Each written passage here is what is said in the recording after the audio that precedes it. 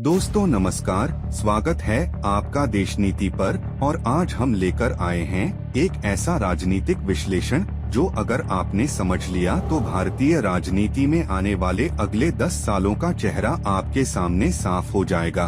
क्योंकि दिल्ली में आरएसएस की 3 दिन की सीक्रेट बैठकों के बाद अब बीजेपी और संघ परिवार में उठे सियासी तूफान का केंद्र बन चुके हैं केंद्रीय मंत्री नितिन गडकरी, जो नागपुर में खड़े होकर अपनी ही सरकार पर सवाल दागते हैं। वो भी ऐसे समय जब पूरी संघ लॉबी दिल्ली से सीधे नागपुर लौट रही थी। और उस वक्त गडकरी का ये बयान देना संकेतों की राजनीति में एक बहुत बड़ा संदेश है कि क्या अब मोदी युग का अंत तय हो गया है। क्या 75 पार के फॉर्मूले से नरेंद्र मोदी को रिटायरमेंट का अल्टीमेटम मिल गया है। और क्या मोदी के बाद प्रधानमंत्री पद के असली दावेदार नितिन गडकरी ही हैं, जिन पर संघ ने अपनी मुहर लगा दी है।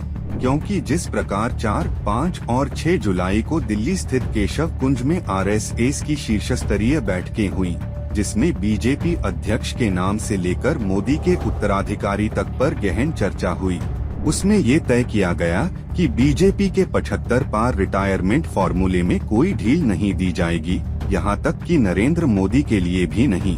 क्योंकि अगर मुरली मनोहर जोशी, आडवाणी और सुमित्रा महाजन जैसे वरिष्ठ नेताओं को 75 पार के बाद घर बैठा दिया गया तो मोदी को क्यों नहीं। और इसी के साथ अगले ही दिन यानी 7 जुलाई को नितिन गडकरी नागपुर में खड़े होकर मोदी सरकार पर सवाल उठाते हैं। वो कहते हैं कि देश में गरीबी बढ़ रही है, दौलत कुछ पूंजीपतियों के पास सिमट गई है, गरीब और गरीब होता जा रहा है। ये वही लाइन है जो अक्सर राहुल गांधी या विपक्ष बोलता है। लेकिन अब बीजेपी के ही कद्दावर नेता जब ये बोल रहे हैं तो इसका मतलब साफ है कि यह एक सोची समझी रणनीति का हिस्सा है जो दिल्ली में आरएसएस बैठकों में गढ़ी गई है।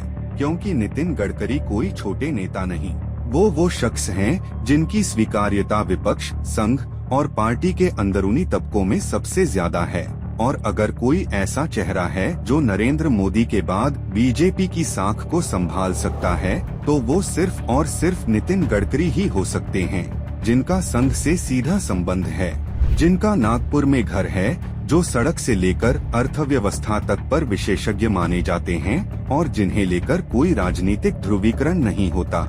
और शायद यही वजह है कि अब संघ चाहता है कि मोदी खुद 75 पार के अपने बनाए फॉर्मूले का पालन करें और 2025 के सितंबर में यानी अपने 75वें जन्मदिन से पहले ही राजनीति से संन्यास लें और मार्गदर्शक मंडल में शामिल हो जाएं, जिससे बीजेपी को भी एक नया चेहरा मिल सके और संघ को भी अपनी पकड़ बनाए रखने का मौका मिले।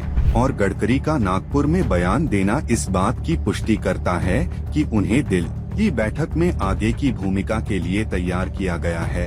क्योंकि गडकरी ने सिर्फ गरीबी नहीं बल्कि इकोनॉमिक पॉलिसी, टैक्सेशन, इंफ्रास्ट्रक्चर और गांवों के विकास पर भी खुलकर सरकार की कमियों को गिनाया। उन्होंने यहाँ तक कह दिया कि खाली पेट वालों को आप दर्शन नहीं सिखा सकते।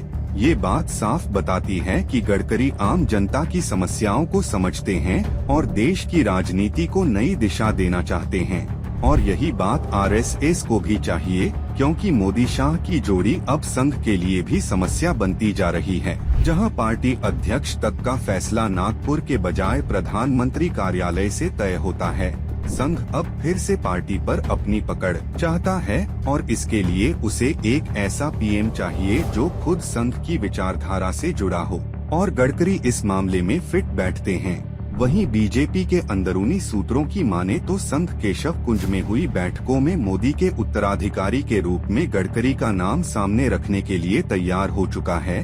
और यही वजह है कि गडकरी भी अब खुलकर बोलने लगे हैं। उनके बयानों में जो आक्रामकता दिख रही है वो एक रणनीति का हिस्सा है और आने वाले महीनों में ये सिलसिला और तेज होगा। क्योंकि अगर मोदी रिटायर नहीं होते तो संघ खुद उन पर दबाव बना सकता है। अब सवाल ये उठता है कि क्या बीजेपी उन्हें स्वीकार करेगी। तो इसका जवाब है हाँ, क्योंकि गडकरी संघ और बीजेपी दोनों के लिए ब्रिज का काम करते हैं, जो पार्टी को आगे भी ले जा सकते हैं और विपक्ष को भी ज्यादा विरोध का मौका नहीं मिलेगा। और हो सकता है विपक्ष भी गडकरी को मोदी के मुकाबले बेहतर विकल्प माने, क्योंकि गडकरी अपनी साफगोई और जनहित के लिए जाने जाते हैं। और जब उन्होंने मोदी सरकार की नीतियों पर सवाल उठाए तो खुद बीजेपी के भीतर के कई लोग उनके पक्ष में खड़े हो गए। ये संकेत इस बात के हैं कि मोदी युग का अंत करीब है और आरएसएस अब बीजेपी में सत्ता के पुनर्वितरण की योजना पर काम कर रही है। जहां दिल्ली में बैठकर योजना बनी और नागपुर में उसका ऐलान हुआ। अब देखना ये है कि क्या मोदी खुद इस्तीफा देकर मार्गदर्शक मंडल की राह चुनेंगे या संघ को अगला कदम उठाना पड़ेगा।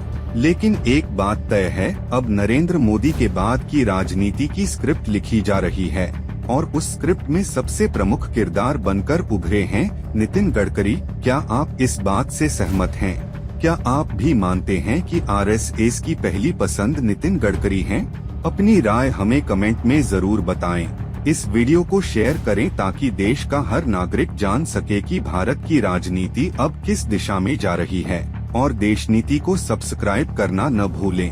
हम फिर मिलेंगे एक नई सियासी पड़ताल के साथ। तब तक के लिए जय हिंद, जय भारत।